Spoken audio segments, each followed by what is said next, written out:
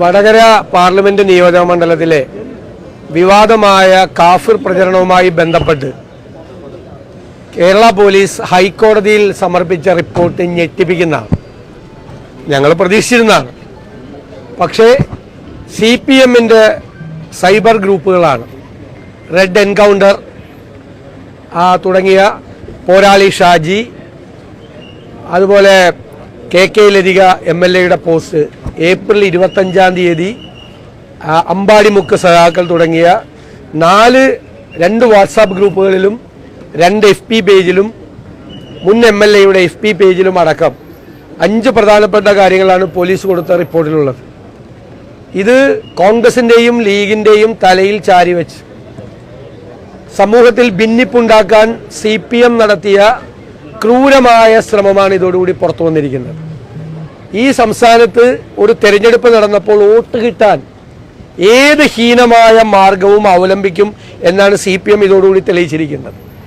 ജനങ്ങളുടെ ഇടയിൽ ഭിന്നിപ്പുണ്ടാക്കാനാണ്, മതപരമായ ഭിന്നിപ്പുണ്ടാക്കാനാണ് CPM ശ്രമിച്ചത്.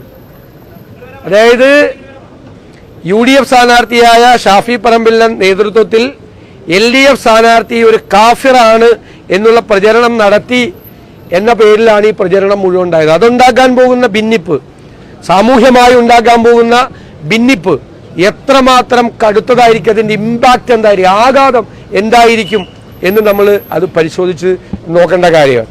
ഒരുതരം ഭീകര പ്രവർത്തനത്തിന് സമാനമായ വിദ്വേഷ പ്രവർത്തനമാണ് CPM നടത്തിയത്. വിദ്വേഷ പ്രവർത്തനത്തിന് ഗവേഷണം നടത്തുന്ന BJP പോലും ഇവരുടെ മുമ്പിൽ നാണിച്ച് തലതാഴ്ത്തി നിൽക്കേണ്ട സ്ഥിതിയാണിത്. ഇത് CPM പോലുള്ള സംസ്ഥാനം ഭരിക്കുന്ന ഉത്തരവാദിത്തപ്പെട്ട പാർട്ടിക്ക് യോജിച്ചതാണോ എന്ന് പരിശോധിക്കാം. ഇനി ഇത് ആരാണ് ഉണ്ടാക്കിയതെന്നാണ്. ആരാണ് ഉണ്ടാക്കിയത്? പോലീസിന് അറിയാം ആരാണ് ഉണ്ടാക്കിയത്. പക്ഷെ പോലീസിന് ഭയമാണ്. കാരണം ഉണ്ടാക്കിയ ആളെയും ഉണ്ടാക്കിയ ടീമിനെയും കേരള പോലീസിന് കൃത്യമായി അറിയാം. പക്ഷെ അവരത് മറച്ചു വയ്ക്കുകയാണ്. കാരണം ഉന്നതരായ നേതാക്കന്മാർ CPMന്റെ ഈ ഗൂഢാലോചന അന്വേഷിച്ചാൽ കേരളത്തിലെ ഉന്നതരായ CPM നേതാക്കന്മാർ കുടുങ്ങും. ഞങ്ങൾ ഒരു വിട്ടുവീഴ്ചയ്ക്കും തയ്യാറല്ല. ഞങ്ങൾ നിയമപരമായി ഈ കാര്യത്തിൽ അവസാനം കാണുന്നവരെ പോരാടും. മുഹമ്മദ് ഖാസിം എന്ന് പറയുന്നൊരു യൂത്ത് ലീഗ് പ്രവർത്തകന്റെ തലയിലാണ് ഇത് കെട്ടിവെക്കാൻ നോക്കിയത്, ഫേക്കായിട്ട്. ആ ചെറുപ്പക്കാരൻ കാണിച്ച ധീരതയാണ്. സ്വന്തം ഫോൺ കൊണ്ടുപോയി പോലീസ് സൂപ്രണ്ടിന്റെ മുമ്പിൽ കൊടുത്ത് ഏത് അന്വേഷണവും നടത്താൻ ഞാനല്ല ഇത് ചെയ്തതെന്ന് പറഞ്ഞു. അയാളല്ല ഇത് ചെയ്തത് എന്ന് വ്യക്തമായി. ചെയ്തത് മുഴുവൻ CPMകാരാണ്. CPM എന്തൊരു വൃത്തികെട്ട ഹീനമായ ഗൂഢാലോചനയാണ് തെരഞ്ഞെടുപ്പിന്റെ തൊട്ടു മുൻപ് നടത്തിയത് എന്ന് വെളിവാക്കുന്ന കാര്യമാണ്. ഇത് പരസ്യമായി ക്ഷമാപണം നടത്തണം. ഇത് ചെയ്ത ആളുകളെ നിയമത്തിന്റെ മുന്നിൽ കൊണ്ടുവരണം.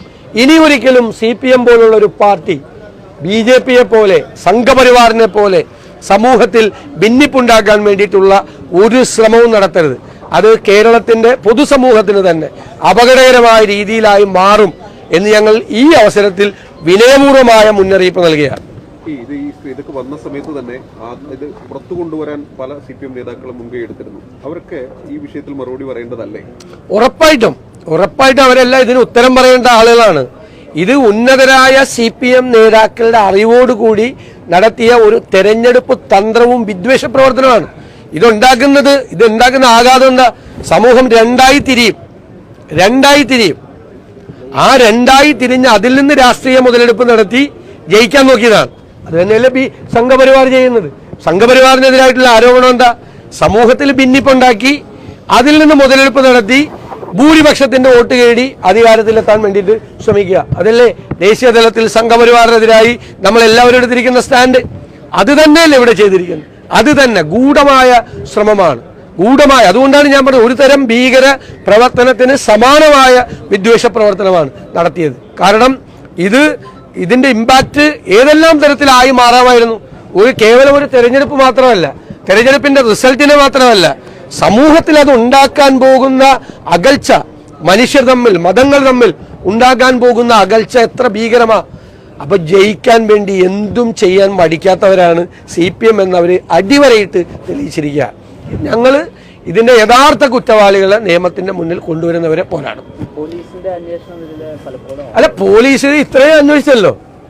അത് ഹൈക്കോടതി ആവശ്യപ്പെട്ടുകൊണ്ടാണ്. ഇല്ലെങ്കിൽ ചെവിക്ക് പിടിച്ചുകൊണ്ടാണ് ഹൈക്കോടതി. ഇല്ലെങ്കിൽ അത് നടക്കില്ല. ഇല്ലെങ്കിൽ ആ പാവപ്പെട്ടവന് നിരപരാധിയായ കാസിം ഇപ്പൊ പ്രതിയായന് എന്നിട്ട് ആഘോഷിച്ചതിന് ഇവരെല്ലാം ലീഗിന്റെയും കോൺഗ്രസിന്റെയും തലയിൽ വെച്ചിട്ട് ഷാഫി പറമ്പിലിന്റെയും തലയിൽ വെച്ച് ആഘോഷിച്ചതിന് എത്ര ഗദ്ഗത കണ്ടയായിട്ടാണ് അന്നത്തെ സ്ഥാനാർത്ഥിയാണ് ഷാഫി പറമ്പലിനെ കുറിച്ച് പറഞ്ഞത്. ഇതെല്ലാം പ്ലാൻ ഒരു ആസൂത്രണ പോളിംഗ് തീരുന്നതിന്റെ തൊട്ട് മുമ്പല്ലേ പറഞ്ഞത്. എന്നാലും ഇങ്ങനെ പറഞ്ഞല്ലോ ആര് ഈ സ്ഥാനാർത്ഥി ഷാഫി പറമ്പലിനെ കുറിച്ച്. അപ്പൊ എത്ര വലിയ ഗൂഢാലോചനയാണ് അതിന്റെ പുറകിൽ നടന്നത്. എന്തും ചെയ്യാൻ മടിക്കാത്തവരാ. കെ ലതിക ഉണ്ടല്ലോ ഇതിന്റെ അകത്ത്. കെ ലതികയുടെ പോസ്റ്റിലും ഇതുണ്ടല്ലോ. അവര് കൂടി ഇതിന്റെ അകത്ത് ഉത്തരവാദിത്തമുണ്ട്. മാത്രമല്ല പല കാര്യങ്ങളും അന്വേഷിച്ചു പോയാൽ ചില കുടുംബങ്ങളിൽ എത്തിച്ചേരും അന്വേഷണം. അതുകൊണ്ടാണ് പോലീസ് പേര് പറയാൻ മടിക്കുന്നത്. അതല്ലേ പറഞ്ഞത്, ചില കുടുംബങ്ങളിൽ എത്തിച്ചേരും. അന്വേഷിക്കട്ടെ, അന്വേഷിച്ച് പുറത്തു കൊണ്ടുവരട്ടെ. സത്യം പുറത്തു വരും. സത്യം പുറത്തു വരുന്നത് വരെ ഞങ്ങൾ നിയമപരമായി പോരാടും.